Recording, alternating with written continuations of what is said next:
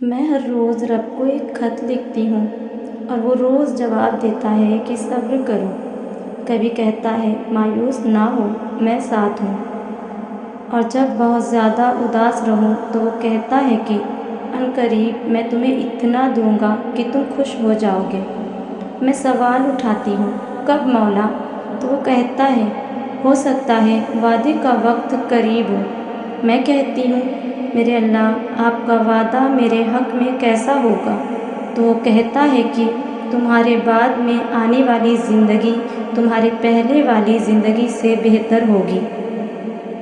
میں کہتی ہوں اللہ، لوگ آپ کی رحمت سے مایوس کرتے ہیں مجھے میری کوشش کا نتیجہ بھی ویسا نہیں ملتا جیسے میں چاہتی ہوں۔ جب سب کو لگتا ہے میری خواہش پوری نہیں ہو سکتی تو آپ کیسے کریں گے؟ تو وہ کہتا ہے کہ بے شک میں ہر چیز پہ قادر ہوں۔